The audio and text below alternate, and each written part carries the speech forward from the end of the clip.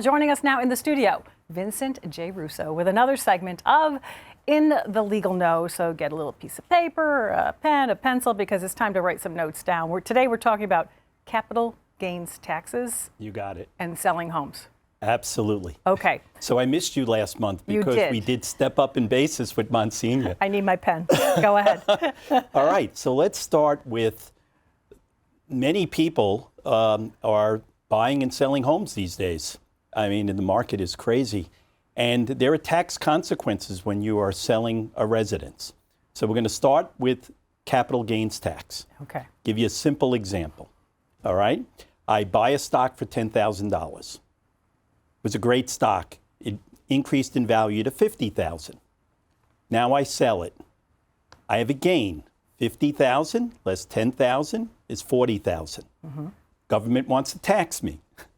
There's a federal tax and a New York State tax if I'm a New York State resident. So at the federal level, those taxes could be anywhere from 0 to 20%, depending on how much your income is each year. And New York will tax you as well. So let's say, for example, that the tax overall is 20%. So I sold at 50, I bought it at 10, that's my basis.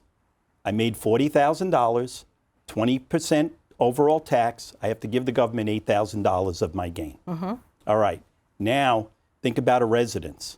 Those numbers go up dramatically, right? And we've seen increases in value of homes on Long Island and around the country. So let's say we have a house that's now worth $750,000 and I sell it. All right. What's my basis? That's your starting point. Well, what did I pay for the house? I paid $200,000. And then I made improvements. So I spent another $50,000. So that's called adjusted basis. So now I sell at $750 and I have a basis, adjusted basis of $250. I have a gain of $500,000. Government wants to tax me.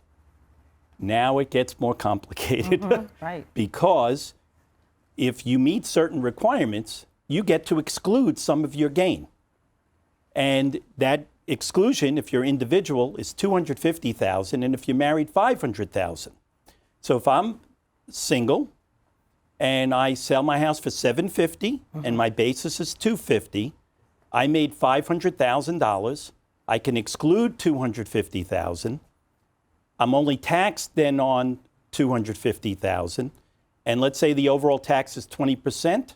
That's $100,000 that I'm going to have to pay. 20%, no, it's $50,000. I misstated. Okay. All right. So you can see on this chart, sale of residence, that first column. I'll give you the numbers again. Okay. $750,000. Basis was $250. I had a gain of $500.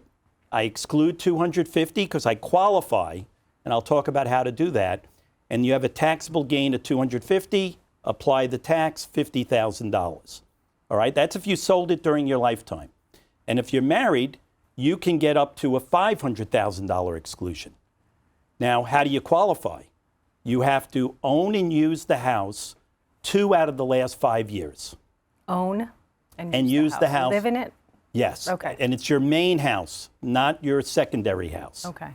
All right, and you can only use this exclusion once every 2 years.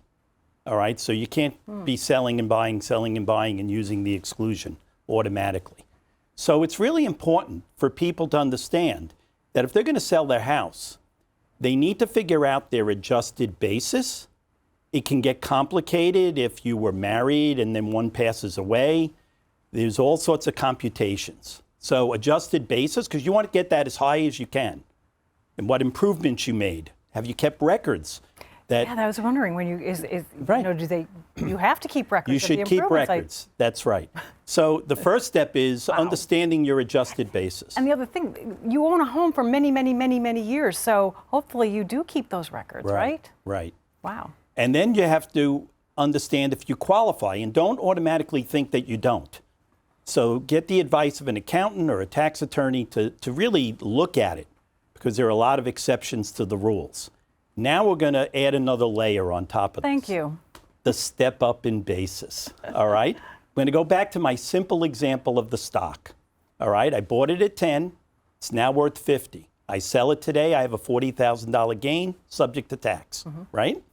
If I leave that stock to a family member, a child who inherits it, the basis, the $10,000 that I bought it at, steps up to the fair market value at date of death. So if that child inherits that stock and it was worth $50,000 when their loved one passed away, now they could sell the stock for $50,000. The basis steps up from 10 to 50. 50 less 50, zero. Zero gain, zero tax. So if I gave away the stock a month before I died, my child would have to then spend $8,000 in taxes. And if I leave it to them under my will or a trust, they wouldn't have to pay the $8,000. So now it becomes really important because sometimes people will look to like avoid probate and they'll start giving away assets. Yes. Not really. They're going to cause a tax problem because they're going to lose the step up in basis by not leaving it to the family member under a will or a trust. So very quickly, because we do have to wrap, some quick tips on what we should do. Okay. If you can. Yes. Can it be done quickly? So real quick tips. This is so complicated. Basis. Keep records of when you're making improvements on your house and the original documents when you purchase your house. Okay? Qualifying for the exclusion. As I said, there are a lot of exceptions. Unfortunately, we lost loved ones during COVID. If you have a spouse who passed away, there's an exception in the rule for you to be able to still get the $500,000 exclusion, even though now you're widowed. Or if you go into a nursing home, there's an exception that allows you to still take advantage of the exclusion, even though you didn't meet the 2-year test because you had to go into a nursing home. There are exceptions if you had to change your job and move more than 50 miles. There's exceptions if you use your house partially for a business.